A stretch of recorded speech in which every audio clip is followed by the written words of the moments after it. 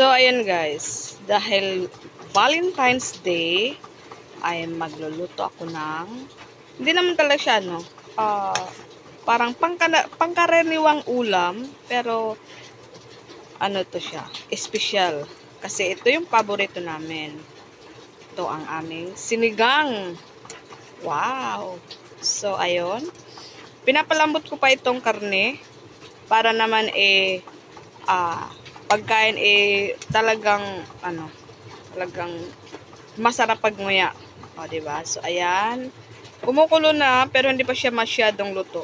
Kaya, ayun. Need natin ng sinigang kasi nga pampakilig. Baka hindi na tayo kinilig dyan. Valentine's Day pa naman. Nako. So, ayan. Mamaya ilalagay ko na yung yung pampalasa diyan tsaka yung mga vegetables kasi kapag may meat, kailangan din natin ng vegetables para balance, 'di ba? Para yung may mga diyan, may mga high blood, hindi masyadong ma-high blood, charot. So, ito yun guys ha. Ito ang aking espesyal na sinigang para sa aming espesyal na hapunan for this Valentine's Day. Yan, kulong-kulo na. Oh my God, kulong-kulo na siya. So, ito na. Ilagay ko na ang ito. Sinigang originals. Ang pampaasim ng ating sinigang. Diba? Tapos, yan. I-mix-mix natin yan. Wow!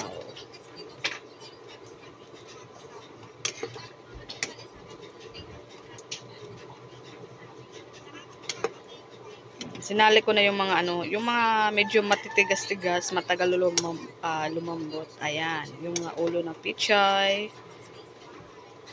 Ayan, malambot na yan kasi bata pa naman yung karne na yan.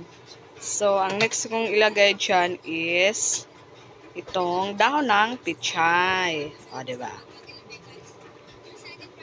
Ganyan lang siya. Ganyan lang yan. Ito yung dahon ng pichay. Tapos, ayan. O, diba? Pagkatapos nyan, tatakpan lang. Ayan. Ayan, sobrang kulo na siya. Ayan. Pagkatapos ng dahon ng pichay, ito, dahon ng mustasa, ayan. Ayan. Tapos, ayan. Wow. Diyan lang natin siya ilagay. Ayan. Bango. Ang bango guys. Wow. Ito yung gusto ko sa sinigang. Maraming dahon. Ayan. Gusto ko yung pichay at saka mustasa. Kasi nagbe-blend yung lasa. Kasi yung mustasa medyo may pagka mapait. But siya, masarap. O, diba? Ayan. Ang last kong ilagay dyan is yung sibuyas. Ayan. Pampadagdag lasa.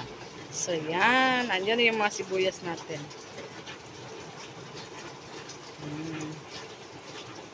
Pagkatapos nito, ayan, kakain na ng dinner. Tamang-tama sa maulan na panahon yan. Ako, ang sarap niyan. Kikiligin talaga ang makakakain niyan. So, yun, luto na yan. So, dinner is served. This is our dinner Valentine's special. Wow, sana all. So, ito na yun guys, no? Ang aking special. Kasi kailangan natin ng mainit-init para sa lumalamig na relasyon dyan. Kailangan natin pampakilig dahil baka hindi na kayo kinikilig. Ayan. At kailangan natin ng sabaw para naman meron tayong mahihigop. Ayan, masabaw, o diba? So, that's it guys. Diba? Luto na ko. Yung ko na overcook na yata. So, ayan. Okay na yan. At patayin na natin.